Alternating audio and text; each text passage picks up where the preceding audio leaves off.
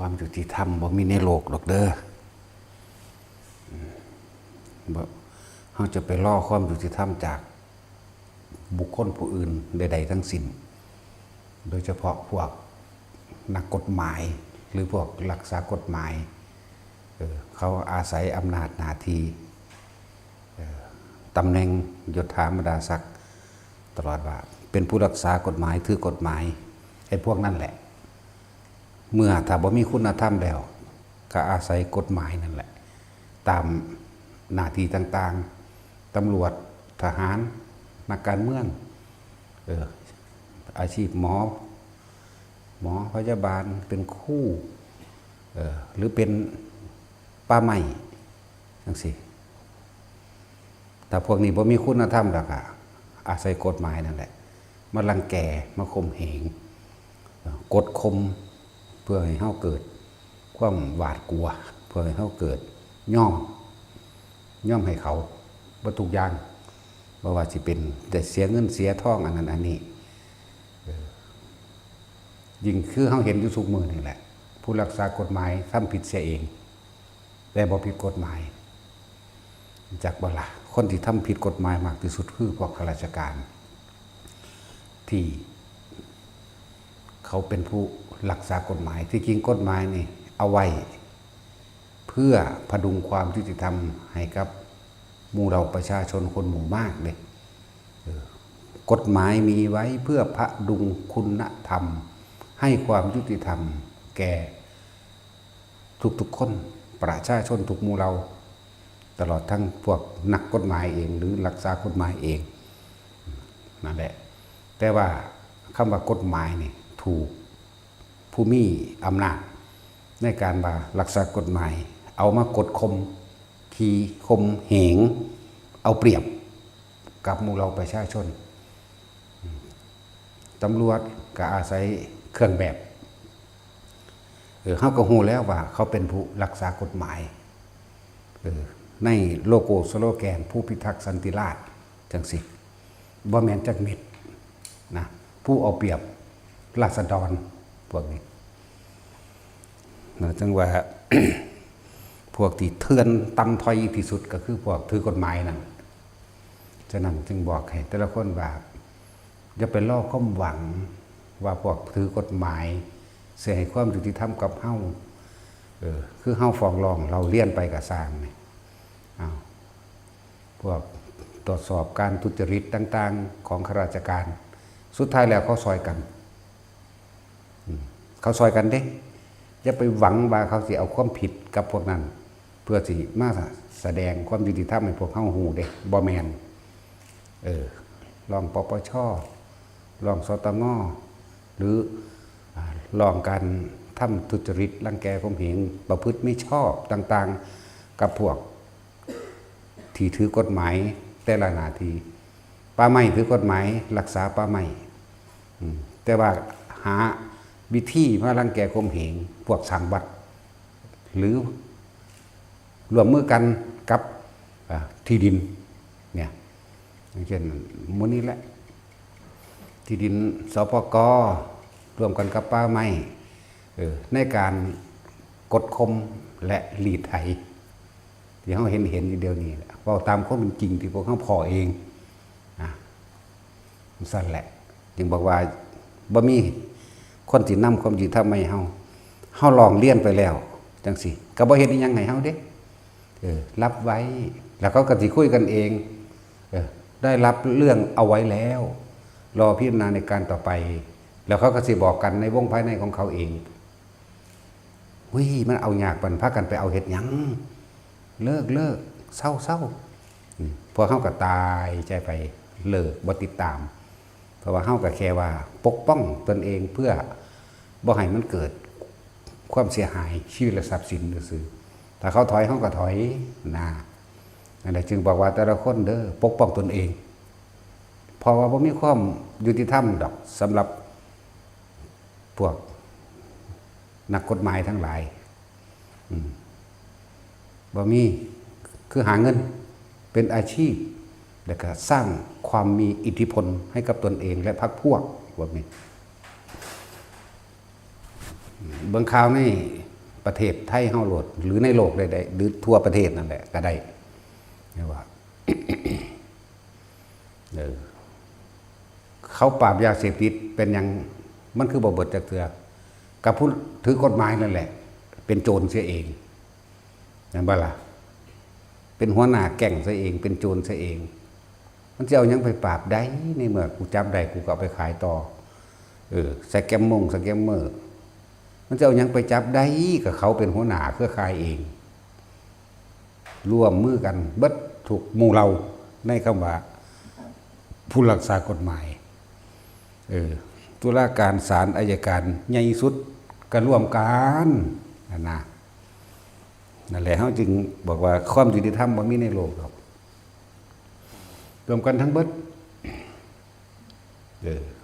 ก็ค่อยรังแกข่มเหงขูดดีดไถเอาเฉพาะประชาชนคนถูกคนยากนั่นแหละแต่ว่าล่ะอย่างนี้พวกป้าใหม่เก่งๆคุณกัมพูชาลูกหล่ำป้าใหม่คือบ่ไปจับเขามาหากวาดล่างแกะกินหยังกับคนในชาติตัวเองเนาะคือบ่ไปจับเขาคือบ่เอาเป็นเอาตายแต่เหตุกับคนไทยเดียวกันนั่นเก่งขนาดแต่เหตุกับผู้อื่นเนี่ยย่าน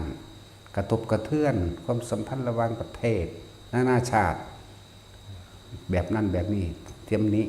อุ้ยปลูกเขากินเองเป็นปันปลูกเขาปลูกฮงปลูกบวงคือสินค้าเกษตรเท่านั้นมีครบเบิดถูกวงจรอยู่แล้วจ้าสิไปงออย่างบ่มีผู้ใดมาลงทุนนำคือย่านประเทศนั้นประเทศนี้ร่วมหัวกันมาลุ่มไทยบ่มีทางต้มโตไผตัวมันอยู่แล้วนั่นเป็นแค่เรื่องหลอกลวงกลเกมการโกงของเขาซื่อๆเด้เก่งแต่พวกเดียวกันนั่นแหละนะคือคนในประเทศนี่แหละข่มเหงและแกกันเลยแต่ว่าหาแต่เรื่องฟ้องหาแต่เรื่องข่มขู่กันเองเก่งขนาดแต่ข่มขู่กันเองเนาะสั่นแหละถ้าผู้อื่นเขามานี่โอ้ยเกรงใจเขาว่าสั่นจังแม่นอีหยังย่านแต่บ่ถูกใจเขาว่าเข้าใจบ่แต่ของเฮ็ดให้เฮ็ดหน้าเฮ็ดการเกษตรกินเองอยู่แล้วนั่นแหละจึงบอกว่าเฮาจะไปรอความยุติธรรมจากพวกถือกฎหมายตำรวจก็ขูดรีดเอาน้ำพวกรถไว้กำเงิน20 บาททีโยนไปต่างๆเนี่ยน้ำเก็บเอาใส่กระปิดหรือรถถ้ามีโลโก้มันจะเป็นสัญลักษณ์รหัสเขาได้ขารถอันมีตัวเคตัวว่ายอันนี้จะจับเด้อคนของกูแต่รถชาวบ้านแกมายุค่าไปขายบรรทุกน้ำหนักเกินเอาใบขับขี่มาเบิ้งดกเอาล่ะแต่เสียอยู่หมู่อื่นมันแพงแต่เสียอยู่โรงพักแต่ว่าถ้าเสียอยู่นี่มันบ่แพงดอกเนี่ยเพราะว่ารถมอเตอร์ไซค์เพราะว่ารถปิกอัพรถเก๋งรถยังแล้วแต่ว่าเป็นข้าราชการเดียวกันก็อย่าว่าเลยเซ็ตเบิดถ้ามันได้บาล่ะถ้ามันได้เอิญก็ไปล่ะนี่พวกตำรวจก็ดีนั่นแหละเขาเอิญว่าหัวหน้าโจรแท้ๆเลยก็คือนักรักษากฎหมายรักษาไว้เพื่อเป็นเครื่องมือหากินเจ้าของเองนะตำรวจซ้ำมันในพันหรือในพ้นกับสร้างเทนาไล่เงินเดือนให้มึงหอดเดือนละล้านคนมันสิมีเงินเป็น1,000 ล้าน 2,000 ล้านปานนั้นบอกว่าถ้าบ่โกงมันบ่ล่ะเริ่มต้นถ้าเป็นตำรวจมาเนี่ยเอาแม่นั่นแหละจึงบอกว่าพวกเฮาต้องปกป้องตนเองความยุติธรรมก็คือเฮาใส่กฎแห่งกรรมเบียดเบียนกูใช่ไหมกูต้องปกป้องตนเองเท่านั้นแหละอยากบ่ล่ะเอาความเป็นจริงได้เฮาเฮ็ดตามความเป็นจริง30 กว่าครั้งที่พวกเฮาถือมาแบบนี้นะว่าถ้าตัดไม้ปอกเขามาแล้วปอกเขามาแล้วนั่นว่าซั่นทั้งสั้นแล้วนั่นแหละอันเขาสิเว้าเรื่องผิดเรื่องถูกแต่ว่าเขาบ่เว้าเรื่องคุณธรรมเด้ผิดกฎหมายโดดกฎหมายที่เขาเว้าอยู่นั่นคือกฎหมานี่เอาไว้จะหากินเฉพาะตนเองเนาะเห็นบ่ล่ะ มันเป็นทังสันอีหลีเด้กดหมาเอาไว้สิกินน้ำตนเองนั่นแหละจังว่ามันกดคมขี้คมเหงนะหรือว่าให้กระสร้างถ้าบ่มีคุณธรรมแล้วเฮาต้องปกป้องตนเองบอกว่าถ้าป้าใหม่เขามานี่ตีแมงหลดให้กระสร้างเป็นลูกไผ่ผัวไผ่เมียไผ่กระสร้างตีแมงเลยมาทำบุญกับตีกูบ่เอาของป้าใหม่แต่ขึ้นชื่อว่าป้าใหม่ละเมียนไฟปลาได้กระสร้างตบปากไม่อยากว่าละคือส่วนตัวก็คือขึ้นชื่อว่าป้าเนี่ยเนาะสั่นแล้วเฮาบ่มีหยังสิเสียดอกเพราะว่าเฮาบ่มีอีหยังสิมีความหวังในรายได้จากว่าล่ะบ่มีเฮาบ่มีลูกเฮาบ่มีเมียเฮาบ่มีหยังสิเสียเพราะว่าเฮาบ่มีความหวังเฮาสิเฮ็ดเพื่อทุกๆคนได้เห็นความจริงนั่นแหละทำทั้งหลายย่อมเกิดแก่เหตุธรรมาปภาวะเยสิ่งทั้งหลายทั้งปวงที่มีความเกี่ยวข้องหนุนเนื่องซึ่งกันและกันคือบอกเฮานี่ได้มีชะตาชีวิตเกิดมาได้ทำกิจกรรมต่างๆสารพัดรวมกันย่อมมีเหตุมาตาในปุเรภพชาติอดีตเป็นบุพเพสันนิวาสเคยกระทำมารวมกันในการทำความดีถ้าเฮายังบ่ทันได้ผลเฮาก็ต้องได้เฮ็ดนำกันไปจังซี่แหละนะถ้าเฮาจะผลหยุดเหตุผลเกิดขึ้นไม่ได้เหตุเกิดขึ้นจากความคิดนะพวกเขานี่มีการกระทำรวมกันคือสมรู้ร่วมคิดซึ่งกันและกันจึงมีการกระทำทั้งกายและวาจารวมกันเรียกว่าสมรู้ร่วมคิดอะไรบ้างนั่นแหละเป็นเหตุให้พวกเขาได้มาพบพอกันเมื่อถึงการเวลาอันควรตามเหตุตามปัจจัยของมันแล้วผลมันก็คือพวกเขาได้มาร่วมตัวกัน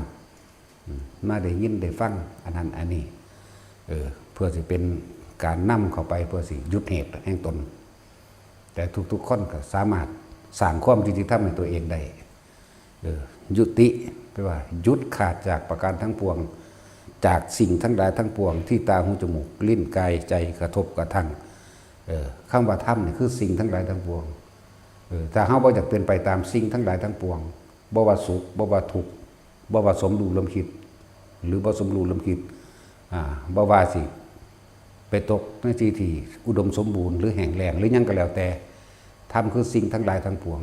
รวมทั้งกุศลธรรมกุศลกรรมทั้งอกุศลธรรมอกุศลธรรมถ้าเฮาหยุดเหตุคือบ่มีการสมรู้ร่วมคิดต่อไปอีกคือบ่มีการคิดปรุงแต่งไปในทางที่ให้สมปรารถนาหรือเรียกว่าปรารถนาแห่งความสุขสมหวังยุดเหตุผลเกิดบ่ได้ก็คือการยุดคิดนี่เองนั่นแหละความยุติธรรมจึงจะเกิดกับเฮาเองแม้นทั้งโลกก็บ่มีผู้ใดนำความยุติธรรมมาให้เฮาได้แม้นโดยธรรมคือความจริงการเวียนว่ายตายเกิดสังสารวัฏอันนี้ก็บ่มีผู้ใดบรรลุธรรมให้เฮาได้หรือทำให้เราพ้นทุกข์ได้นอกจากตัวเองทำเองตัวเฮาเองต้องยุติความคิดของตัวของเองหมดความปรารถนาเองฝึกจากว่าละนั่นแหละเหตุภาวนาปภาวะเยทั้งหลายก็คือพวกเฮานี่ได้เคยสมรู้ร่วมคิดซึ่งกันและกันมาแล้วกรรมทั้งหลายที่ว่าเป็นตัวกรรมแท้คือจิตเจตนาพวกเฮาเคยเฮ็ดนั่นเฮ็ดนี่รวมกันคิดนั่นคิดนี่แล้วก็คุยกันแล้วก็เฮ็ดไปเป็นบ่ล่ะนั่นแหละถ้าอยากได้รับความยุติธรรมโดยแท้จริงตัวเองต้องสร้างให้ตัวเองคือการหยุดคิดปรุงแต่งในความปรารถนาใดๆทั้งสิ้นมันก็ยุติธรรมของมันเองเรียกว่ายุติเนี่ยหยุดจากสิ่งทั้งหลายทั้งปวงที่เคยมีมาแล้วในอดีตเมื่อหยุดอดีตได้คือการบ่นำสิ่งทั้งหลายเข้ามาคิดในปัจจุบันอนาคตเกิดบ่ได้เห็นบ่นี่เอาละทั้งโลกก็เหมือนกันเห็นว่าบ่มีผู้ใดเอาความอยู่ธรรมให้ได้ทั้งธรรมก็เหมือนกันทั้งสองนั่นแหละเฮาก็อาศัย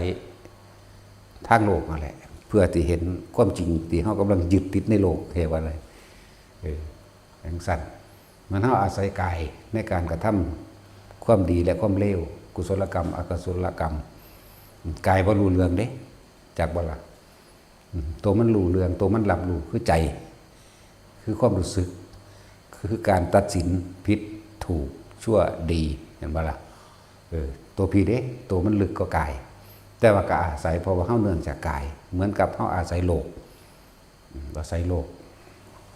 ก็คือกายเฮานี่ละโลกก็เลยใช่บ่ล่ะเพราะว่าเฮามีความผิดนั่นคือคำตอบเพราะว่าเฮามีความถูกนั่นคือคำตอบนั่นคือการยืนยันตัดสินในผิดในถูกในดีในเลวในบุญในบาปใช่บ่ล่ะ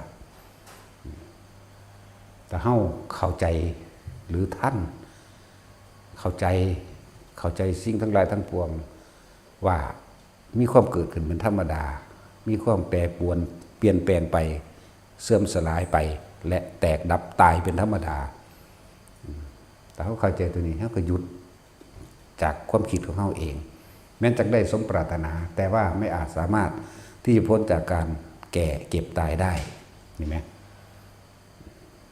ยังจะได้สมปรารถนาในสิ่งตัวเองปรารถนาโดยว่าสุขมันบาลาสมมติว่าแต่เขาได้บ้านหลังนี้ที่ดินแปลงนี้แล้วสิได้มาโดยสมปรารถนาแต่ว่าในสิ่งทั้งหลายนั้นก็บ่อาจสามารถห้ามความแก่ความเจ็บและความตายได้แม่นบ่ท่านแม้นที่ไปในไส้ศาสนาจะเกิดเป็นเศรษฐีมหาเศรษฐีเพียงใดก็ช่างแต่ว่าเกิดไปแล้วก็ต้องแก่ต้องเจ็บต้องตายได้นี่แม่แม่นบ่ล่ะแล้วนี่เห็นความจริง ความจริงมันเป็นแบบนี้ธรรมะคือความจริงของทุกชีวิตมันเป็นแบบนี้มันบ่เปลี่ยนแปลงไปอื่นได้ที่เกิดแล้วที่จะไม่แก่ไม่เจ็บไม่ป่วยไม่ตายไม่มีต้องเป็นอย่างนี้เท่านั้นเองเกิดแล้วต้องแก่เจ็บตายเท่านั้นเห็นบ่เนี่ยตาภาษาบาลีว่าเป็นสั้น สุขเพราะว่าเป็นอย่างยังสุขเพราะเฮาไปยึดมันเด้อารมณ์นี่ความรู้สึกนี่ได้สิ่งนี้เรียกว่าสุขได้ตามพอใจเห็นบ่ล่ะเรียกว่าสุขถ้าบ่ได้ตามอารมณ์นี่บ่เป็นแบบนี้บ่ได้ตามที่สมหวังแสวงหาเรียกว่าทุกข์บ่พอใจนี่มันมารวมอยู่คำว่าบ่พอใจนี่พอใจกับบ่พอใจนี่คำว่าธรรมคือสิ่งทั้งหลายทั้งปวงทุกอย่างธรรมเบิดนั่นแหละทั้งกุศลธรรมและอกุศลธรรมจากบ่นี้กุศลธรรมะอกุศลธรรมะนั่นแหละอย่างสั้นว่าคำว่าความยุติธรรมเนี่ยเฮาต้องเป็นผู้ยุติมันเองจากว่าอะไร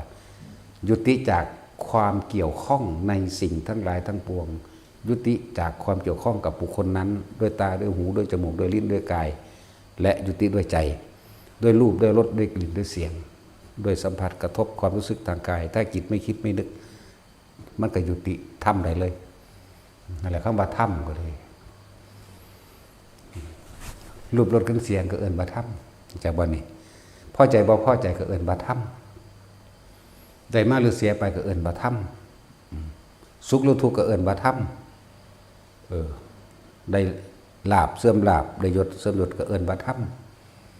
สิ่งทั้งหลายที่เฮาเกิดเห็นต้นไม้เกิดมาแล้วก็แก่ตายไปก็เอิ้นว่าธรรมตัวเฮาเองเกิดมาแล้วเก็บไว้เดี๋ยวเอิ้นว่าธรรมเฮาเห็นผู้อื่นตายก็เอิ้นว่าธรรมนั่นแหละนี่ความจริงมันเป็นแบบนี้นะนั่นแหละจังว่าเฮาแต่เห็นความจริงเป็นเช่นนี้เราบ่ต้องไปคำนึงในอดีตว่าต้องไปหวังผลในอนาคตจงทำปัจจุบันนี่แหละให้ดีที่สุดปัจจุบันคือลมหายใจเข้าออกหรือการทรงชาติเจริญชาติด้วยการทำความรู้สึกตัวอยู่ในตัวเองสำหรับพวกเฮาเน้นตรงที่ว่ากลางหน้าผากมั่งความรู้สึกตัวในกลางหน้าผากก็ได้ความรู้สึกตัวในกลางหัวก็ได้นุ่มหนาบมันความรู้สึกตัวในระหว่างอิ่มเอิบท่ามกลางระหว่างอกก็ได้นี่อยู่แค่นี้เป็นเครื่องอยู่เป็นวิหารธรรมเพื่อที่ออกจากถ้ำจากบาลาเพื่อที่หูให้มันท่านความคิดนั่นแหละเขาจึงมีจิตหนึ่งเพ่งอยู่ในความรู้สึกที่เป็นหนึ่งต้องอุเบกขาถ้ามีสุขอยู่ทุกข์ก็ต้องติดตามเหมือนบาลาอุเบกขาเท่านั้นจึงหนึ่งใดถึงแม้ว่าจะเป็นความรู้สึกที่เป็นอุเบกขาเป็นเวทนา3 มีสุขมีทุกข์และอุเบกขาเวทนานี่อยู่ที่ตรงนี้เพราะตัวนี้แหละตัวสำคัญเหมือนดูดังว่านายทวารประตูย่ามเฝ้าอย่างเฝ้าโจรเฝ้าขโมยไผคือโจรไผคือขโมยความคิดนั่นเองอยากบ่ล่ะมันสิออกนี้จากความรู้สึกของเฮาที่มันอยู่ในกายนี่กายเวทนาจิตจิตเวทนากายร่วมกันแล้วเป็นหนึ่งเป็นอุเบกขาเพ่งอยู่เฝ้าอยู่จ้องอยู่คอยจะจับความผิดคือความคิดถ้ามันรู้สึกตัวจิตหนึ่งก็รู้สึกตัวนั่นแหละผู้รู้ก็รู้สึกตัวนี่แหละที่แม่นเอียงรู้สึกตัวโดยการอาศัยลมมั่งรู้สึกตัวโดยการอาศัยปิติปราโมทย์อาทิจิตมันเป็นหนึ่งคือต้องอุเบกขาอยู่แล้วมั่งแต่อาศัยความยืนยันตัวเองว่าต้องมีความรู้สึกตัวเพื่อสิจับความผิดไผความคิดของเฮามันไวมันไวมากความรู้สึกที่บ่เป็นกลางคือพอใจกับบ่พอใจความรู้สึกเป็นกลางให้มันส่งกระแสออกมาให้มันผ่านความรู้สึกทางกายออกมาขึ้นนิ่มนวลอยู่กลางหน้าผากนึบหน้าเป็นหน้าบนหัวโดยอิ่มวงโป่งๆระหว่างทำกลางอกนี่จึงเรียกว่าเป็นกลางถ้ามันออกจากนี้ออกจากความรู้สึกในกายบ่กลางถ้าไปหาบุคคลที่รักที่พอใจแล้วก็มีความพอใจเดี๋ยวความไม่รักไม่พอใจก็เกิดเข้าใจป่ะล่ะถ้าอยู่ตรงสี่บ่เกิดนั่นแหละเจ็ดไปถ้าผู้ใดอยากหยุดเหตุได้ถ้าผู้ใดอยากยุติธรรมได้ยุติออกจากสิ่งทั้งหลายทั้งปวงแต่บ่นี้ยุติออกจากการเวียนว่ายตายเกิดยุติออกจากการสรรเสริญและนินทายุติออกจากความพอใจและไม่พอใจยุติออกจากรูปจากรสจากกลิ่นจากเสียงจากสัมผัสทางกายยุติคือหยุดนั่นเองหยุด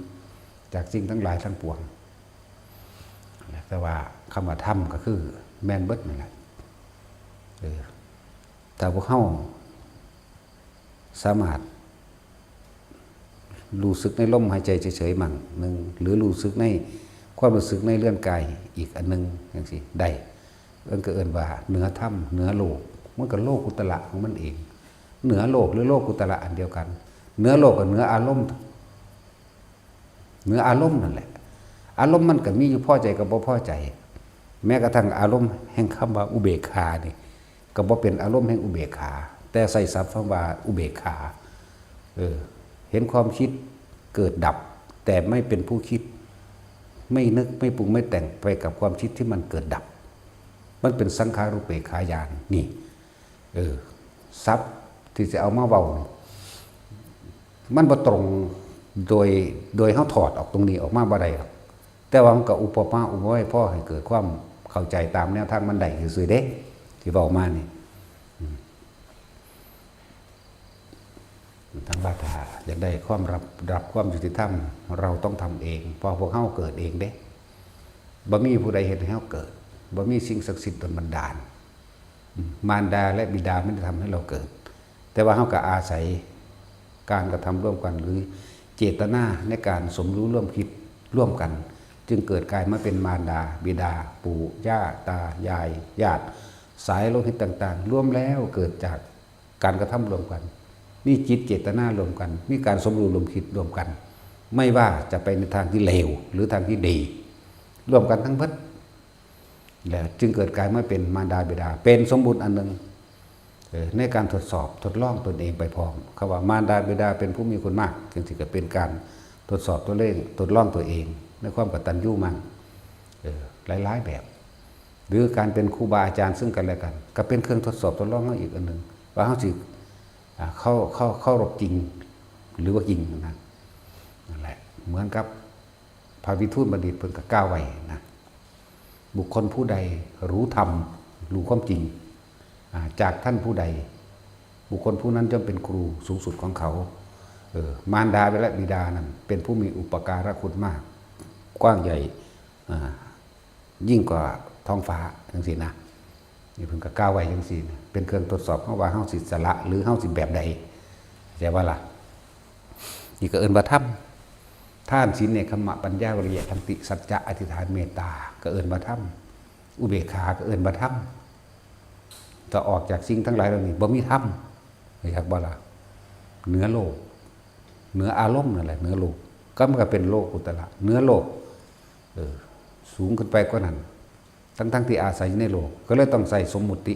ตามโลกอันนั้นเว้าบ่ได้เด้สิบอกให้ผู้ใดสิพยายามความว่างอธิบายมันอธิบายบ่ได้อย่างใดก็บ่ได้คือเฮาอธิบายเจโตวิมุตติมันก็เว้าแต่ว่ามันว่างๆบักหาประมาณบ่ได้ซื่อๆนี่แหละแม่นว่าล่ะแต่ปัญญาวิมุตติก็เห็นตามความเป็นจริงแต่บ่เข้าไปถือเอามันก็เท่านี้นี่อธิบายได้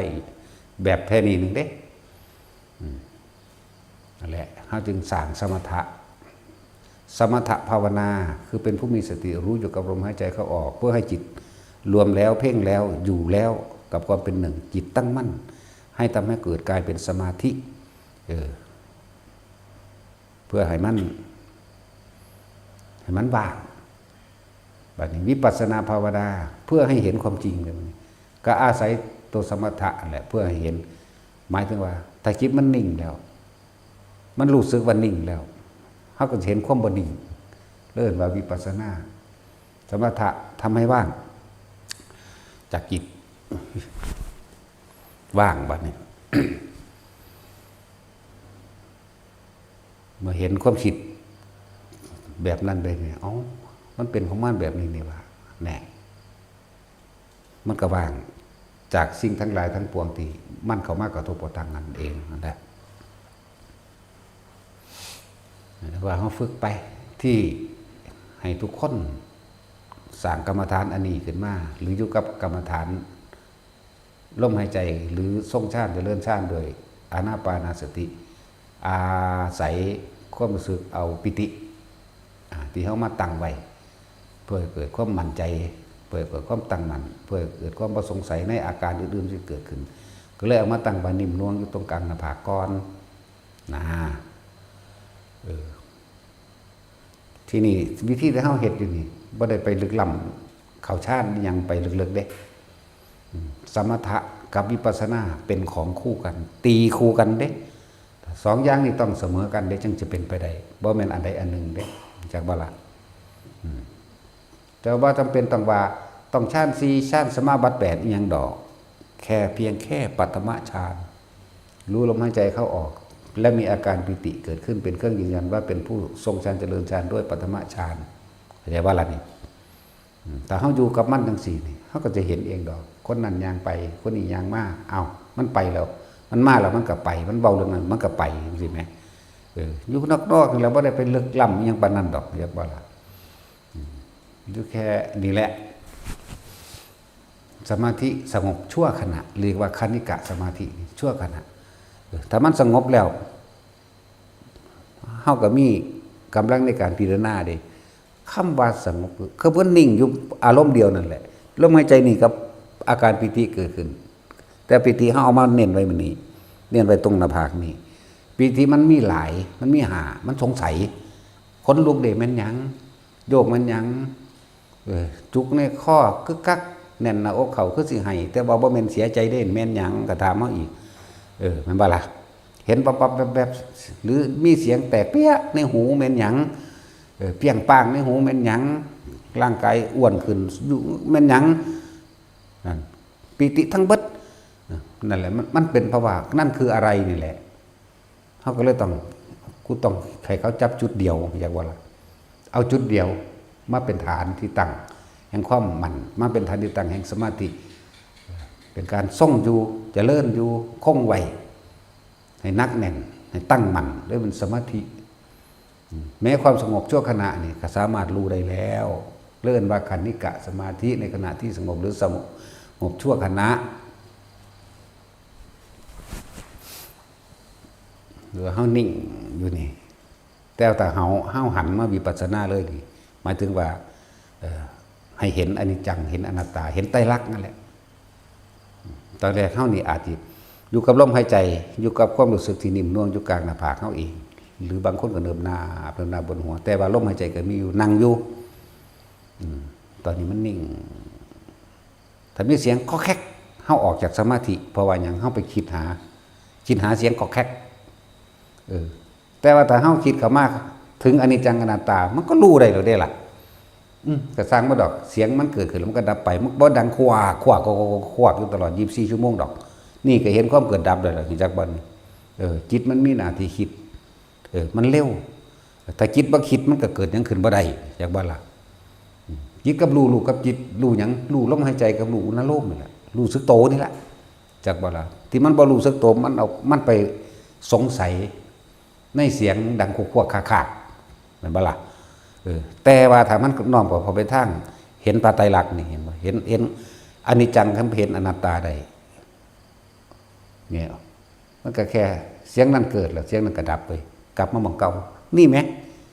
เห็นเพียงอยู่เท่านี้มันก็สามารถไปได้ทั้งนั้นแหละดับได้ทั้งนั้นแหละทำให้มากทำให้บ่อยทำให้ชินก็ได้ตัวนั้นบ่ล่ะนี่แหละผลแห่งอานาปานสตินะถ้ามีผู้มีความเพียรเพ่งจริงๆนักจริงๆ7 มื้อได้ตัดตายโดยการลงความตายโดยการเห็นว่าเกิดมาเนี่ยตายนั้นกูหนีบ่ได้ดอกบักกูสิทุกข์กูสิยากกูสิลำบากหรือกูสิตายให้มึงตาย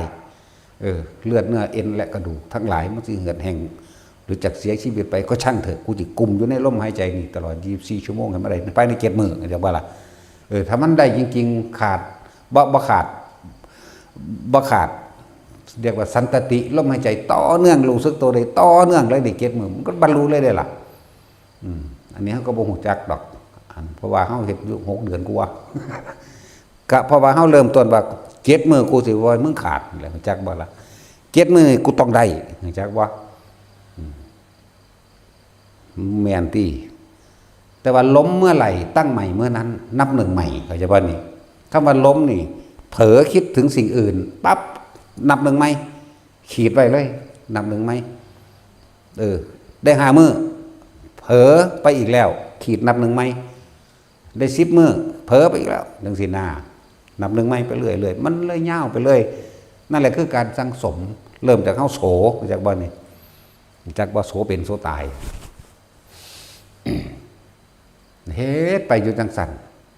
จิตมีกำลังได้บัดนี้จักว่ามันมีกำลังเพิ่มขึ้น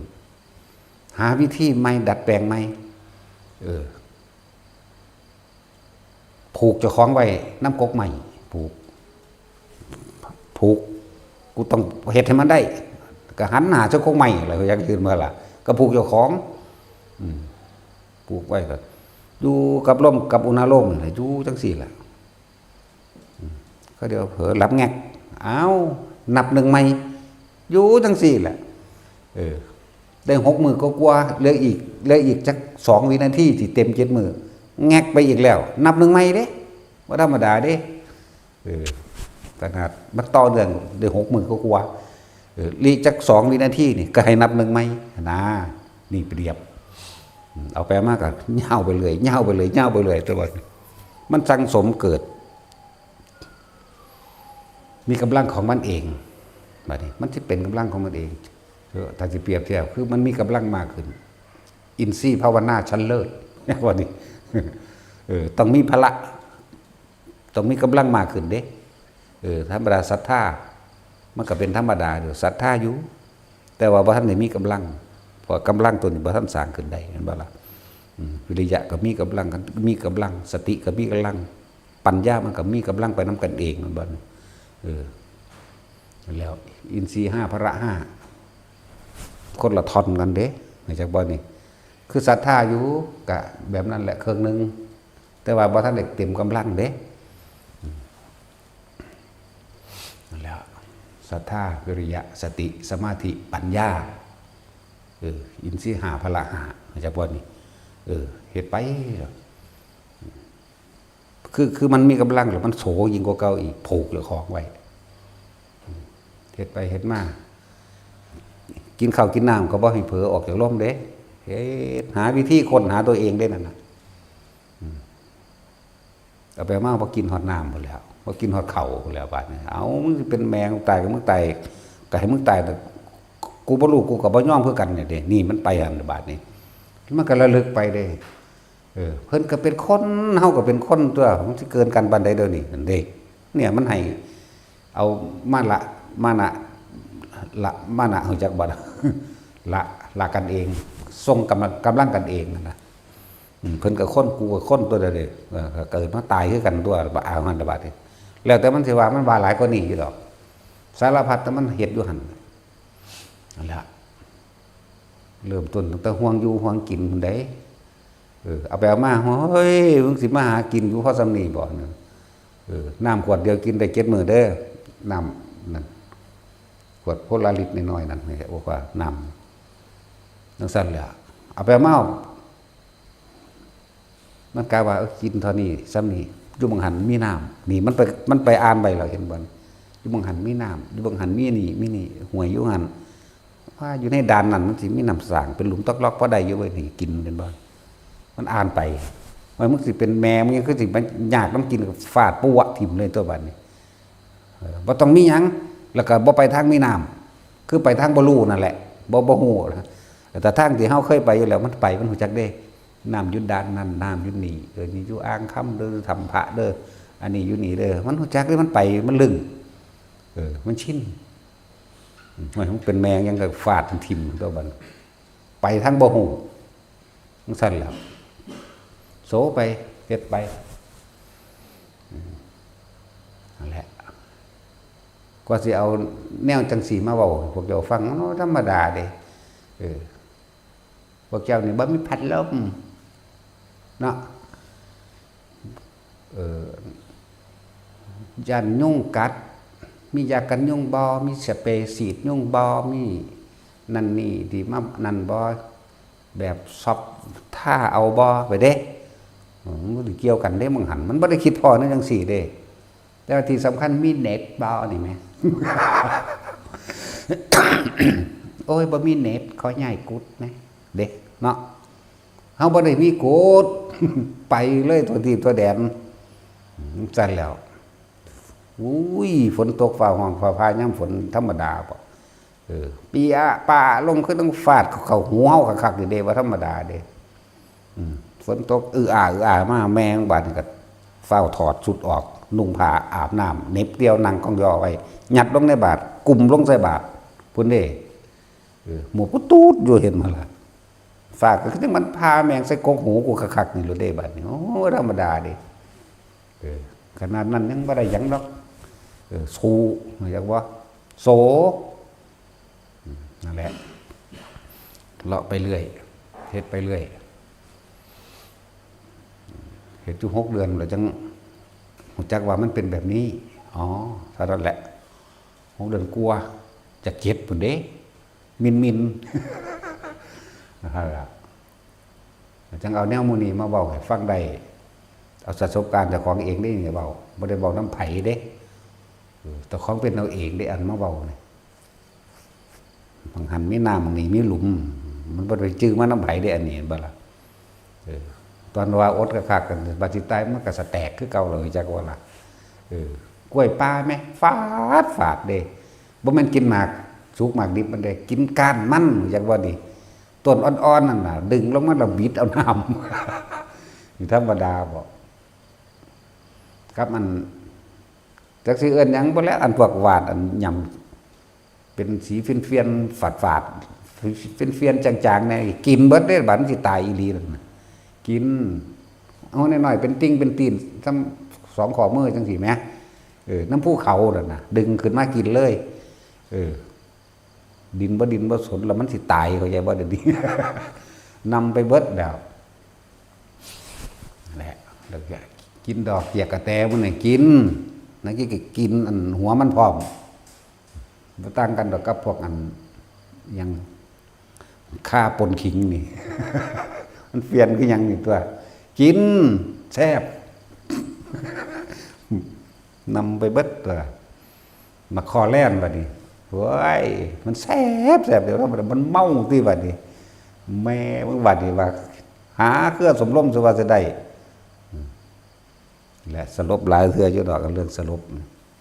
ท่านเว้าเรื่องตายได้เว้าเรื่องสลบซื่อๆเด้มันคายออกเองก็มีแล้วไปกินเครืออ้อยสร้างที่มันมีน้ำ แม่มึงนอกอยู่2 มื้อคุณมันหิวอ่ะ มันหวานเอเลียเด้เครืออ้อยสร้างพวกใดฮู้จักอยู่บ่อันพวกเครืออ้อยสร้างสักป๊อกมันก็มีน้ำออกมาเอามือกอบกินจังซี่เด้2 มื้อเสื้อสิฟื้นได้แม่งบัดนี้นอกเมาโว้ยหัวเสื้อเราโทได้บ่จักบ่นั้น หัวเสื้อเราเด้นั่นน่ะนำเลยแล้วสารพัดไม่เปลือกไม่ได้ยำได้กินแมงเบิดแล้วกกดูฝาดบันไดก็ได้ตัวโอ้ยกินว่าเบิดแล้วยำไปที่แรกฝืดข้อคือสิตายนี่ธรรมดาบ่เสื้อสิไปหาเครือสมร่มมาได้จริงเอาหมดแดงมาใส่ได้เยอะอยู่แล้วแต่มันถ้าเฮาบ่มันนั่นก็ยักว่าล่ะใส่หมดแดงมันก็กินได้อยู่นั่นแหละแต่บ่เฮาบ่เฮ็ดเฮาบ่ฆ่าเฮาบ่รังแกสัตว์บ่เคยมีความคิดรังแกเบียดทำลายให้ผู้ใดเสียชีวิตและทรัพย์สินตลอดทั้งคนและสัตว์นั่นแหละมันบ่มีแล้วอยากบ่ล่ะมันเป็นแบบนั้นแล้วว้ายแต่ว่ามันก็ตำแมงใส่หมดแดง มันตัดกันได้เด้แท้แหละเฮ็ดไปเบิดนั่นแหละแล้วจังเอามาเว้าอันนั้นอันนี้พวกเจ้าฟังซื่อเด้พ่อได้เป็นคติขอคิดแน่พวกเฮานี่มันบ้ามันเลยกรรมฐานขุนนางได้เรียกว่ากรรมฐานเทวดาเลยนี่เรียกว่าล่ะ บ่อึดอยู่บ่อึดกินเด้ตาฮ้อนก็เปิดพัดลมเบอร์3เนาะตาหนาวก็หุ้มโตๆเขา2 พื้น 3 พื้นก็ได้ปวดขี้ปวดเหี่ยวก็กุ้งลุ้มก็ไปอ่างน้ำในโตโอ้ยอันนั้นแม่นอีหยังแล้วเฮ็ดบ่เป็นทิศเป็นทางก็ถือเจออีกได้สิบอกให้ไปทายนั่นทายบ่ถึงทิศถึงทางก็พวกเขาหายเด้ภูมิเทวดาลูกะเทวดาหายเด้ต้องตรวจสำรวจเพิ่งสะก่อนพุ่นเด้นั่นแล้วมันมีแนวจังซั่นอีกเด้บาดนี้นั่นแล้วของเฮาส่งยุงซั่นเฮาก็ฮู้ได้คือกันนั่นแหละฮ้อนฮู้ก่อนที่มาเฮ็ดอานาปานสติตะกี้ก็บ่เฮ็ดปานใดดอกตะกี้อยากเล่นฤทธิ์เล่นชะเล่นกสิณมโนมยิทธิจักว่าตะกี้เอาโลดแล้วบ่แม่นมโนมยิทธิคือพวกเฮาสอนกันอยู่เดี๋ยวนี้เด้บ่แม่นเป็นนั่งหลับตาจำเห็นอะไรไหมเด้ย่างออกจากร่างกายพุ่นเด้นั่งขม้ออยู่นี่ย่างออกก็เหลียวเบิ่งซะก่อนพุ่นแล้วไปพุ่นมีความเจ็บปวดทางนั้นจิตตัวนั้นไปพุ่นเด้เป็นสั้นเด้อันนี้โอ้ยมันไปทางนั้นซื่อๆดอกอยากบอกล่ะมันไปทางมโนทางจินตนาการนำนั่นแหละได้ก็เฮ็ดไปนั่นแหละคิดดีๆก็คิดหลายตัวมันบ่ซั่นจะฮู้จักอยู่ไหมตัวคิดความคิดนี่มันคิดไปเห็นสวรรค์วิมานมันชินมันตายก็ไปสวรรค์วิมานอีหลีเด้ล่ะเข้าใจบ่ล่ะมาซั่นแล้ว ไปทางซั่นดีกว่านะคิดไปเห็นพระพุทธเจ้าคิดไปเห็นเทวดาคิดไปเห็นนั่นเห็นนี่นะไปในทางที่สูงนั่นแหละคิดไปเห็นนะพระผู้เฮาเคารพนับถือจังซี่นะคิดไปเห็นหลวงปู่หมันเฮาก็เห็นหลวงปู่หมันเว้าเดี๋ยวนี้ก็เห็นเดี๋ยวนี้แล้วเด้แน่ก็เอิ้นว่ามโนพอแห้งแล้วเด้ก็เลยเข้าใจบ่ล่ะคิดเห็นนี่พ่อใหญ่บัวก็เห็นเดี๋ยวนี้คิดเห็นผู้ใดก็เห็นเดี๋ยวนี้แหละนั่นแหละมันก็เป็นการคิดไปในทางที่ดีเห็นบ่ล่ะไปในทางที่เฮ็ดให้เกิดความสบายใจเฮ็ดให้ความสงบได้เข้าใจบ่ล่ะแต่คิดไปเห็นผีก็เห็นผีเดี๋ยวนี้มันสงบบ่ล่ะแบบนั้นล่ะเนาะของเฮาเห็นจริงแล้วนั่นมาแต่น้อยเนาะนรกแดงฉานอยู่จังซี่พวกพุทธเฒ่าว่ามึงสิตกหมอนรกมันบ่เป็นหมอเราได้เถียงเราได้ อันพวกเว้าบ่เคยเห็นที่มันบ่เป็นหมอบ่เป็นกระทะเถียงเด้หูยมันเป็นล้านบักใหญ่คือหนองน้ำนี่ก็ว่าจังซี่เด้อว่านี่เป็นแผ่นแดงไปเบิดคนอยู่ในหันเห็นแตะมือแตะหัวเด้เศร้าหยุงหยางอยู่คือขัวไม่กินนู่นนี่ดิเขาจะยังสิกินตนาการใส่หมออยู่เด้มันบ่เป็นหมอนะจังซี่แล้วเว้าขึ้นก็ตะหมอนหกอีหยังบ่เคยเห็นยังบ่เว้าเลยเด้เขาก็บอกตามเขาเห็นแล้วเขาบอกนำตำรามั้ยหันแล้วโอ้ยเนี่ยแปลกประหลาดมันต้องห่วงเยอะมากเขามันเห็นมันตั้งแต่เกิดผุนแนวมันนี่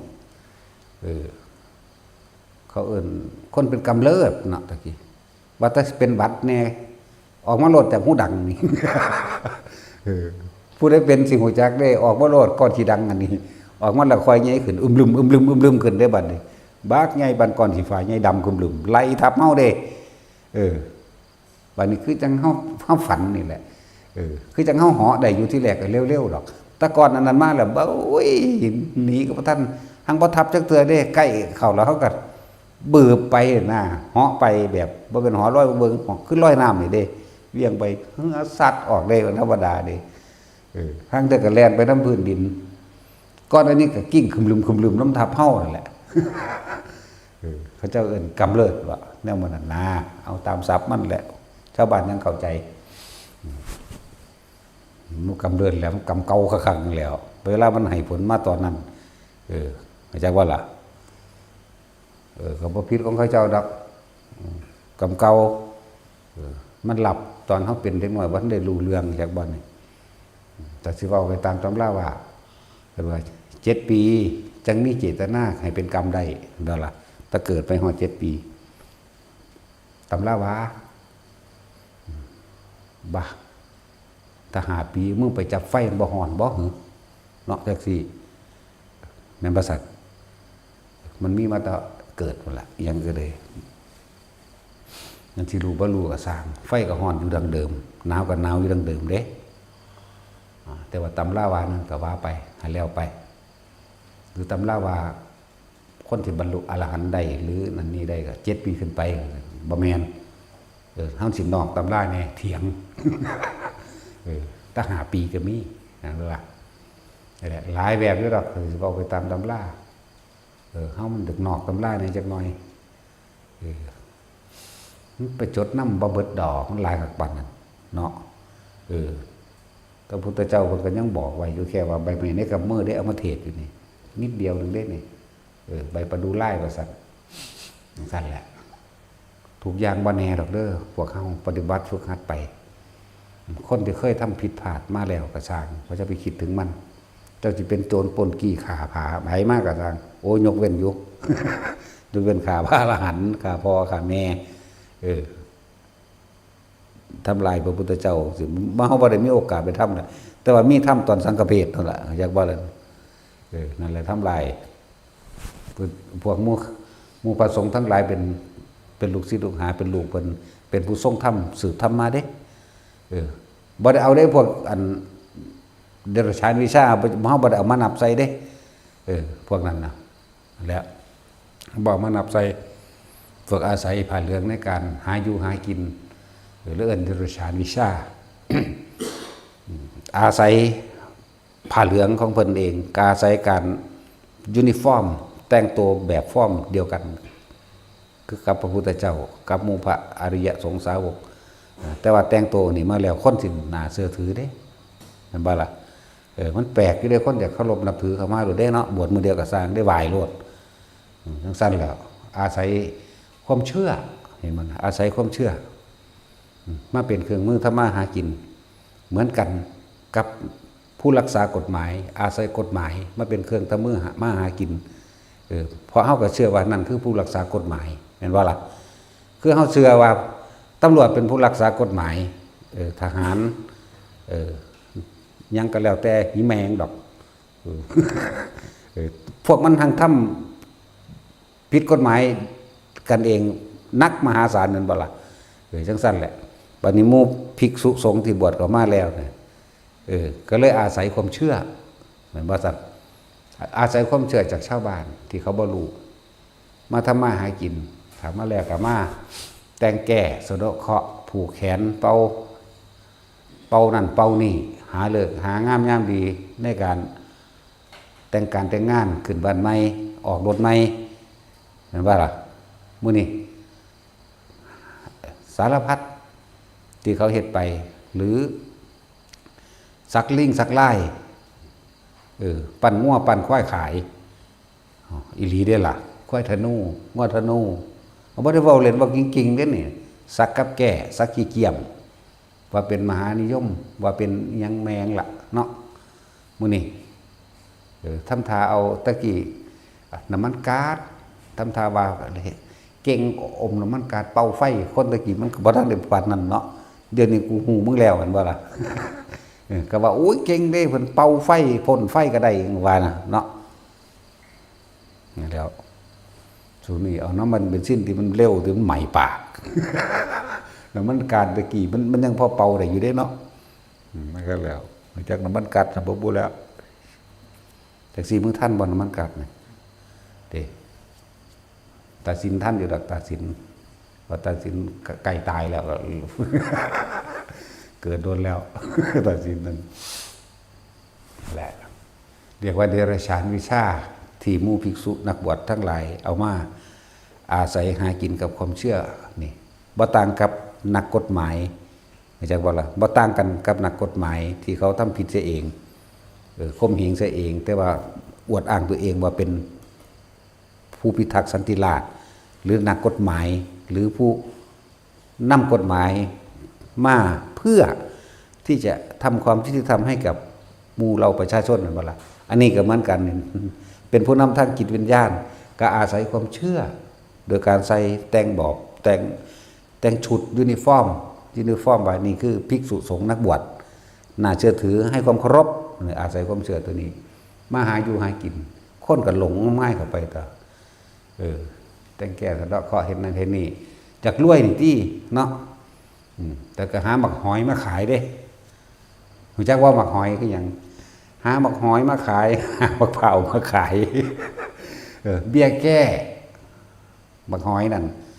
แล้วก็หมักเผาตาเดียวมั่ง3 ตามั่งโอ้ยทั้งสิ้นแล้วนี่แหละเดรัจฉานวิชาหาไม้ขอรอขแลมาตัดขายเอาไฟมาเกี่ยวมาเคี่ยอันเข้าไปมาละตั้งแต่แล้วหาดีบุกแผ่นเงินแผ่นทองมาหมุนเขาแล้วก็ว่าอันนี้ป้องกันนั่นป้องกันนี่ล่ำรวยไหลเข้ามาเอาไปเอามาหางูหาเหี่ยวเกี่ยวกับปอมมาขายได้บัดนี้ว่าพญานาคให้โชคให้ลาภนั่นตรงนี้บูชาบวงสรวงแต่งสารพัดขึ้นผ้าเขาเฮ็ดตัวทีบตัวแดนได้บัดนี้นั่นแหละผู้รักษาพระธรรมผู้รักษาพระวินัยบ่เฮ็ดไปตามความเป็นจริงจากบ่ล่ะบ่ต่างจากนักกฎหมายอันเดียวกันพวกนี้ก็อาศัยความเชื่อ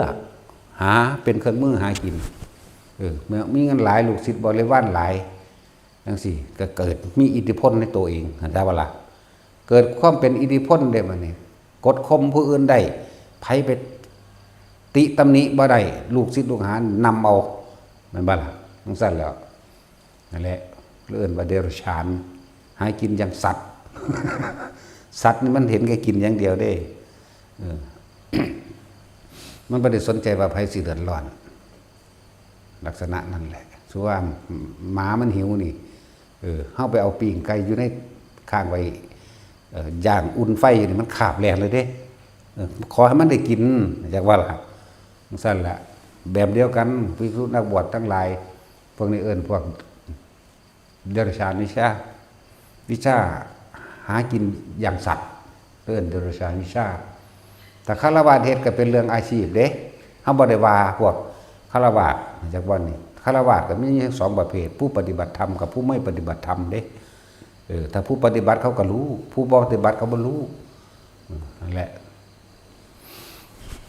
ปฏิบัติปั้นรูปเหรียญนั้นนี่ขึ้นถ้าเจตนาว่าเฮ็ดเหรียญหรือว่าเป็นพุทธานุสติหรือเหตุเป็นธรรมะสังฆานุสติก็บ่เป็นหยังเจตนามันไปแนวนั้นส่วนเขาสิไปถืออย่างอื่นก็เป็นเรื่องของเขาต่างหากแต่ว่าเฮาเฮ็ดขึ้นโดยเจตนาว่านี่มึงเอาลูกกูไปก็ให้มึงคิดถึงกูเด้อกูสอนหยังมึงกูสอนว่ามึงบ่ให้มึงไปกินเหล้าเมายากูสอนว่ามึงบ่ให้มึงเฮ็ดผิดแบบนั้นแบบนี้แต่เขาสิเอาไปว่าขังเด้งก็เป็นเรื่องของเขาแต่เจตนาของผู้เฮ็ดก็แบบนึงแต่ว่าที่ผิดแปลกแหวกแนวก็เฮ็ดเป็นรูปนาคมาห้อยมาข้อเป็นบ่ล่ะเฮ็ดรูปงูเฮ็ดรูปขี้เกียม2 หาง3 หางขี้กับแก่หัวเสือหัวลิงคางบางชะนีเอาแม่นอีหลีได้ล่ะมันรู้สึกบ่แม่นเด้อความเป็นจริงมันมีแล้วซักเสือเพ่นซั่นก็มันย่านปานนั้นก็ยังสิไปซักน้ำมันอยู่นี่แม่มึงนี่เนาะ แต่ของคือบ่เพ่นเองบ่ เสือเพ่นสักขี้เกียมสักอีแข่จระเข้แม่นบ่สัตว์สักขี้เข็บตะขาบมันไหนขี้เข็บเข้าใจไหมสักแมงงอดแมงป่องนะแม่นบ่สัตว์สักบ่สัตว์สาลิกาลิ้นท่องว่ะโอ้ยสักนก สาลิกาหาแมงบ่เนี่ยว่าลิ้นหมานี่ลิ้นท่องก็ตั้งใดก็ลิ้นหมาแต่หาตะสแตกกับผู้อื่นตัวเขากินนี่ห้าบอกเฉพาะภิกษุนักบวชเข้าใจบ่นี่ที่อวดที่อ้างยังอ้างยังอ้างความน่าเชื่อถืออ้างว่าเป็นลูกศิษย์พุทธเจ้าอ้างว่าแต่ของเป็นพระบ่แม่นอย่างวันนี้นั่นแหละความจริงมันแม่นบ่สั่นเสื้อหัวขาดก็มีซักตะหัวก็มีซักหัวฤาษีเพิ่นน่ะฤาษีตาไฟโอ้ยฮ้อนบัดนี้ก็ยังไปซักใส่อยู่ ฤาษีตาน้ำบ่มีฮ้อน มีแต่ฤาษีตาไฟซักลูกงัวซักลูกควายซักลูกหมูลูกหมาใส่นี่แหละพวกนี้ฟังดีๆเด้อพวกกันมีความเชื่อนั่นน่ะถ้ามันเป็นจริงเรียกทรัพย์เรียกลาภป้องกันหรือชนะได้พระพุทธเจ้าทำก่อนแล้วจักบ่ล่ะพระพุทธเจ้าบอกให้พระอานนท์เห็นแล้วอานนท์เธอต้องทำรุ่นเหนือดวงนะเธอไปหาดิน7ป่าช้ามาหาแร่นั่นแร่นี่มาแม่นบ่ล่ะโมคคัลลาเธอจงปลุกเสกตัวแม่นบ่สั่น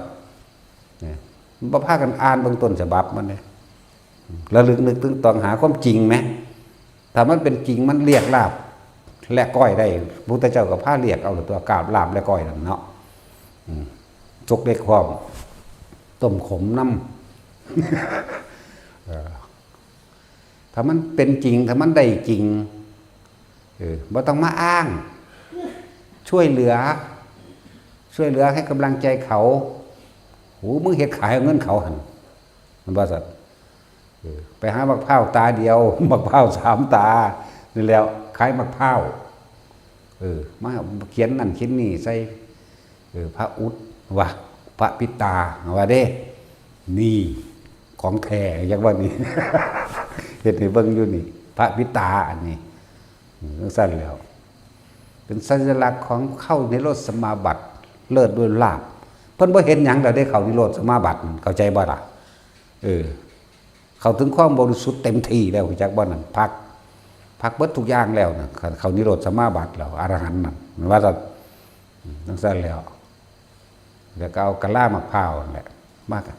แกะสลักเป็นพระปิตาเป็นสัญลักษณ์ความอุดมสมบูรณ์ตะพระนั่นแล้วสูบ่ได้สมบูรณ์ได้สูเสียเงิน เสร็จแล้วเฮ็ดภาษีวลีว่าโอ้ยคือบ่เอาตอนเพิ่นทุกข์กันมาเว้าแหน่เอาแต่ตอนเพิ่นรวยนี่บ่โอ้ยทุกอย่างมันมีเหตุตะกี้แล้วก็เป็นมหาทุกตะผู้หนึงคือกันจังซั่นแหละภาษีวลีหนังพระกัจจายนะพระยังอ้วนๆพระกระจายพระสังกระจายก็ว่าเด้จังซั่นแล้วว่าเพิ่นอุดมสมบูรณ์บางคนอ้วนไปหารถหุ่นรถไขมันอยู่ คือว่าผู้นั้นไปเฮ็ดนอกแต่ศีลจังซั่นแล้วเฮาก็มีคือกันตัวอ้วนๆแต้วอ้วนแต้วใหญ่ดิซั่นมัน100 กว่าโลอยู่เนาะเอาผู้จังซั่นไปตั้งไว้เพราะซั่นก็พอเล็กไว้น้อยก็คือกันเด้เอาไปเฮ็ดนางกวักกับนายกวักเนาะตุ้งปุ้งอยู่ไปเห็นว่า เป็นตาหักอยู่เด้นั่นแล้วเห็นแล้วขายของนั่นคือพวกอาศัยความเชื่อเขาเชื่อว่าสินำความจริงว่าสินำความสมหวังว่าสินำเฮ็ดผ้าให้เขาพ้นทุกข์ได้นั่นอาจารย์บ่ล่ะว่าสินำผ้าเขาพ้นทุกข์แต่ว่ากับผ้าเขาทุกข์เก่าๆอีกทุกข์เก่าๆได้เห็นเขาไปติดมีความเสื่อไว้จังซั่นจังซี่แล้วแหละพวกที่ฟังอยู่ก็บอกกันไว้แน่ถ้ามันเป็นจริงได้ร่ำรวยได้มียศถาบรรดาศักดิ์มีเงินมีทองได้จริงๆพุทธเจ้าเฮ็ดแล้วนั่นบ่ล่ะเพิ่นก็บอกพระโมคคัลลาภาษาลือพระอานนท์พากันแต่งหาผงอิทิเกหา ดิน7ภาษาหรือหาไม้นั่นไม้นี่มาฆ่ากันแกะสลักตัวปานนี้เนาะมันบ่มีแต่ว่าล่ะนั่นแล้วก็เบื้องต้นฉบับไงอยู่ในหนังสือตำราเล่มใดแล้วนี่ว่าพระโมคคัลลาเป็นผู้เสกเองพระพุทธเจ้าเป่าเองบ่มีเด้จะว่าล่ะซุมื้อนี้อีหยังแหวนพญานาคแหวนงูแหงงูตาบาเฮ็ดแขนใส่กองแขนใส่หัวใส่ข้อห้อยไปตามเอวลูกแก้วตาแมวเยอะแยะลูกแก้วอีหยังวิเศษดลบันดาลมาสั่นดลหูยฝุ่นอยู่ตลาดนะบ่อึดอยู่ตลาดมุกดาหารไหมตลาดอินโดจีนไหมเจ้ารุ่นใดสำโองนี่ก็มีสั่งเขาแม่เนาะนังเที่ยเขาก็แถมมาน้ำขนมนี่ลูกแก้วตาแมวมันจะโดนบันดาลอย่างใดแน่นอนสันพูดถึงความพวกหากินกับความเชื่อทำให้ผู้อื่นเดือดร้อนยิ่งกว่าเก่าก็คือภิกษุสงฆ์ที่ทำเดรัจฉานวิชาทั้งหลายเหล่านี้เด้อนี่ในพระวินัยบ่มีนี่เนี่ยเอาพระวินัยมาว่าได้นี่เอาพระวินัยมากล่าวมาตำหนิมาติเตือนให้พวกท่านทั้งหลายได้เข้าใจความจริงแน่ถ้ามันเป็นจริงได้พระพุทธเจ้าเป็นต้นฉบับทำก่อนแล้วใจว่าล่ะสั่งพระอานนท์เธอจงหาผงอิทิเจนะดิน7ป่าช้านะบ่มีในวินัยเล่มใดก็ว่ามีถ้ามาบทอันใดก็บ่มีเลยอันแล้วโมคคัลลาเขาว่าเธอเป็นผู้มีฤทธิ์มากเธอจงไปทำเครื่องป้องกันให้เขานะตีรันฟันแทงไม่เข้าไม่ว่าสัตว์บัญชีวลีเธอเป็นผู้เลิศด้วยลาบเธอจงไปเสกลาบให้กับเขาอย่าลืมก้อยด้วยแต่ลาบมันมุนเดินเห็นว่าตาสินตลาบปอกมันมุนตะก้อยมันก็สิเป็นตอนใหญ่ขึ้นมาเนี่ยใส่สุกเหล็กก็ไปหอมอย่างนั้นแล้วเตือนพวกมูภิกษุนักบวชจะไปหากินกับความเสื่อของเขาเจ้าเองลงนรกได้นั่นนะแต่ของเองเนี่ยหนักกว่า10 เท่าเหตุในเขางมง่ายแล้วผู้ไปเอามานั่นกะแต่ของเป็นผู้แสวงหาเอาเองเด้มันบ่ได้ไปได้น้ำที่เจ้าของไปได้มาได้แดนเอ้า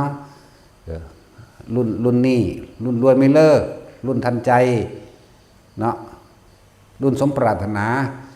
เจ้าของเป็นผู้ไปหาเอาเองนี่มันจังใดอาจจะว่าล่ะรุ่นรวยพันล้านรุ่นรวยบ่เลิกโอ้ยสิตัวเขามันก็เฮ็ดสาริกาอิหยังก็เฮ็ดเป็นรูปนกมาให้เขาไปบูชาเอาอีกพวกนึงก็เฮ็ดเป็นรูปลิงรูปคานให้เขาไปบูชาเอาได้ไปซื้อละบูชาก็เลยบูชาในความหมายเนี่ยแปลว่ายินดีกระทำตามด้วยความเคารพนับถือตามความเป็นจริงเด้บูชาน่ะบ่แม่นเอาเงินไปซื้อเอาเพิ่นสิเลี้ยงดิบูชาซั่นแล้วแต่ฟังไว้แน่พวกนั้นก็เลยแต่มันบ่ฟังดอกธรรมคือเฮาเว้าอยู่นี่มันบอกความจริงเดี๋ยวน้าบอกมาบอกว่าพี่น้องผู้ฟังอยู่แล้วก็บอกพี่น้องเจ้าของแน่เสียเงินที่ไปซื้อขนมกินเนาะไปซื้อขนมแซ่บกว่าอีกนั่นแหละสักไล่จังสิโอ้ยเสือยังเป็นตะยานกว่าอีกเนาะ มันก็ไล่คือกันเด้เป็นความจริงบ่เอาสักกี่เข็บสักตะขาบสักแม่งอดแม่งป่องเป็นความจริงบ่เอาล่ะป้องกันนั่นป้องกันนี่สักลูกนกว่าเป็นสาลิกาลินทองแม่นบ่ล่ะโอ้ยกะตะของนี่เว้าเอามันสักยังมหาเสน่ห์เสนอณหน้าทองณดากก็ยังมี เลิกฮิตแล้วณดากเนาะหน้าทองยังมีอยู่ โอ้สารพัดถ้ามัน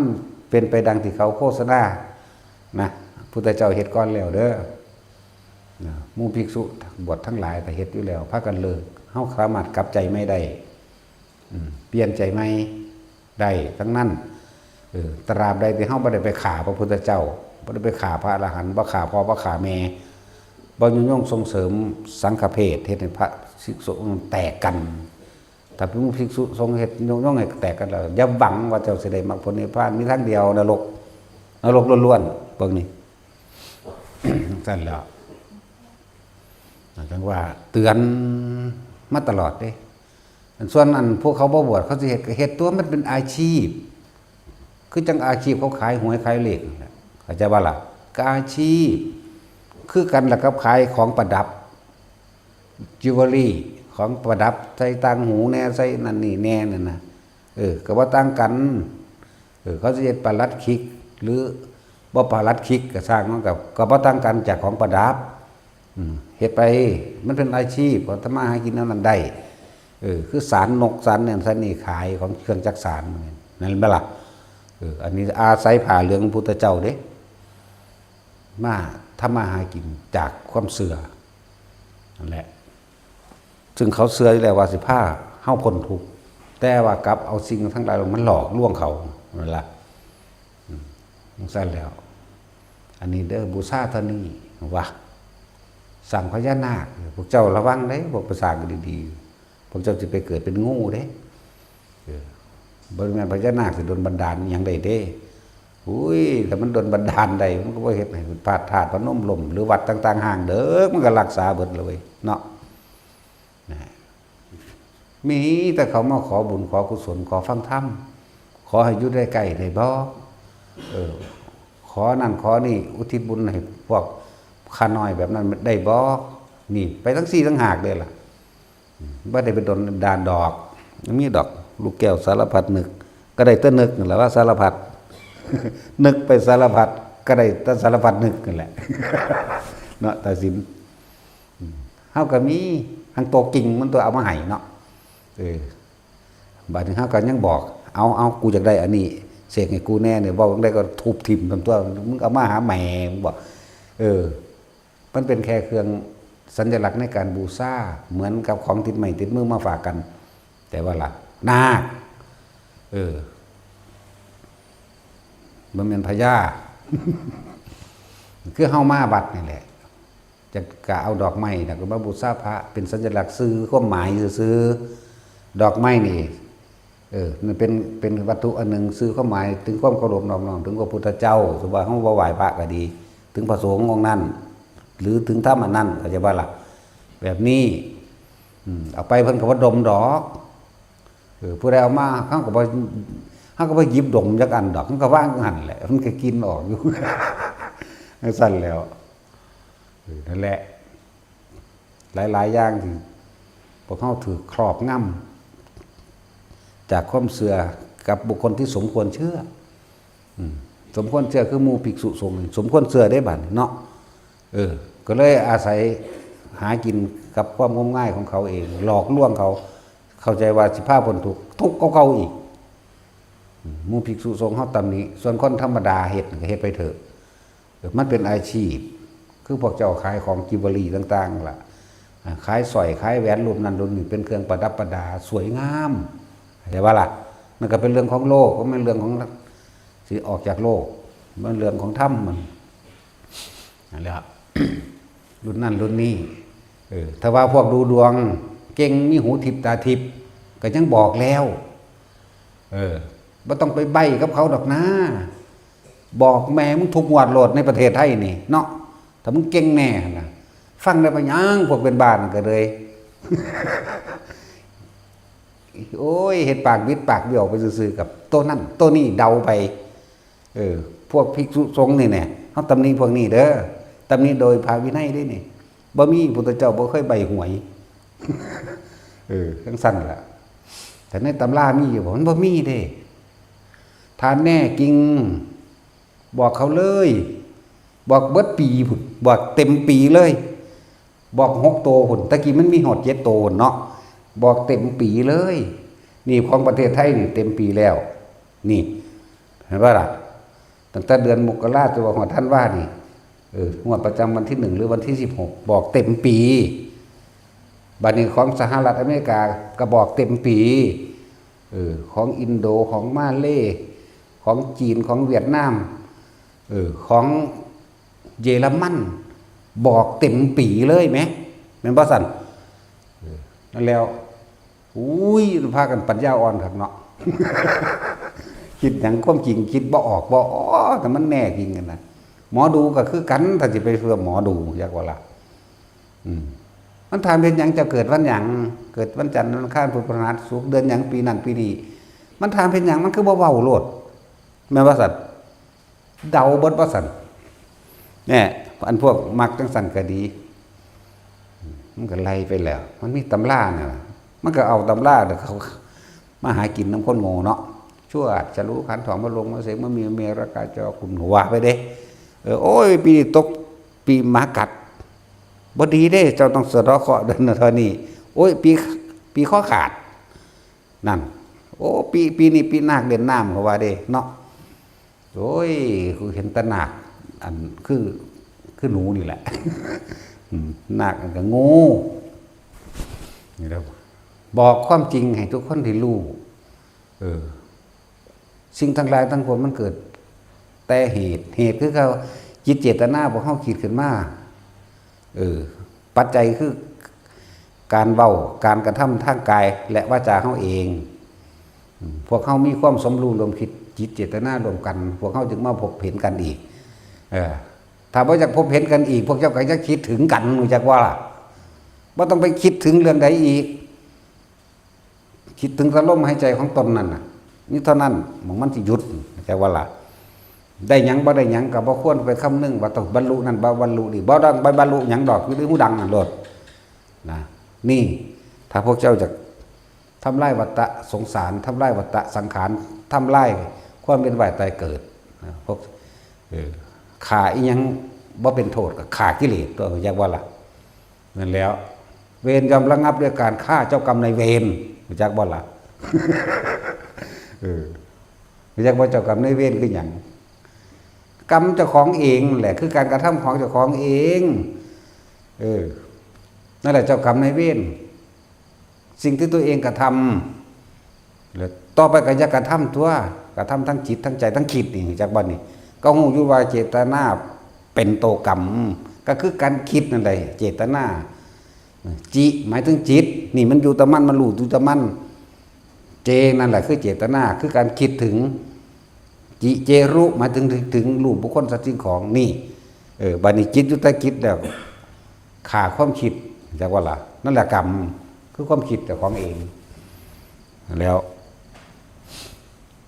จะจักพ้นจากสิ่งทั้งหลายทั้งปวงวิธีพุทธเจ้าก็บอกละเอียดละออเบิดแล้วแหละอานาปานะสติ16นั่นเป็นหลักการถ้าเอาระบบเทคนิคโหลดลมหายใจกับจับจุดอุณาโลมโหลดอยู่แต่กับสิ่งนี้โหลดเดียวกันนั่นแหละเทคนิคต้องเร็วกว่าไหมเนาะเอาเพิ่นก็ไม่ได้ผูกขาดเพิ่นก็บอก2แบบอยู่ มันสั่นแล้ว นั่นแหละคลายความสงสัยเกี่ยวกับอิทธิฤทธิปาฏิหาริย์อย่างต่างๆที่เข้าใจว่าผู้นั้นหูทิพย์ผู้นี้ตาทิพย์ผู้นี้บอกเลขแม่นผู้นั้นดูดวงอย่างนั้น1 4คลายความสงสัยถ้ามันแม่นจริงๆบอกเลยประเทศไทยนี่ตั้งแต่เดือนมกราจนฮอดเดือนธันวานี่มัน24งวดมันบ่ก็จังสั้นตัวเขียนให้เต็มๆเลยบัดนี้ของอเมริกาเขียนให้เต็มๆเหมือนกันของออสเตรเลียเขียนให้เต็มๆของเยอรมันของอังกฤษมีทุกประเทศของลาวเป็นบริษัทของอีหยังกระซังเขียนมันเต็มๆโหลดบอกเต็มปีไปโหลดถ้ามันแน่เนาะจังสั้นแล้วของขังก็คือกันของว่านังนงนังเหนียวแบบนั้นแบบนี้ถ้ามันเป็นจริงพระพุทธเจ้าพาเฮ็ดแล้วเด้นั่นว่าซะนั่นแล้วเรียกศพเรียกยังเรียกทรัพย์เรียกลาภเมตตานั่นเมตตาอันนี้เอาแนวขอรอขะแลมาหอยมาแขนมาป้องกันอย่างกันบ่ได้ดอกทำกันได้พุทธเจ้าพากันพาเฮ็ดแล้วปลัดคิกจังซี่พระพุทธเจ้าก็พาเฮ็ดแล้วถ้ามันเป็นไปได้เข้าใจว่าล่ะมักกะลามักพร้าวตาเดียว3 ตาเพิ่นถ้ามันขังมันศักดิ์สิทธิ์อีหยังก็เพิ่นพาเฮ็ดแล้วนาคเนิกอีหยังเพิ่นพาปั่นบ่แห้งแล้วเพิ่นบ่ได้ปั่นเพิ่นแต่เพิ่นไล่หนีซ้ำธรรมดาว่าปลอมแปลงมาบวชจังซั่นแหละ ตั้งหลายอันหลายอย่างพากันคิดเอาจะงมง่ายหยังหลายนะทุกสิ่งทุกอย่างที่เจ้าของประสบความสำเร็จได้ก็เกิดจากความวิริยะเกิดจากความฉันทะเกิดจากความยินดีพอใจของเจ้าของเอง แล้วก็มีความเพียรพยายามของเจ้าของเองเกิดจากความตั้งใจของเจ้าของเองจิตตะเนี่ยเอาใจใส่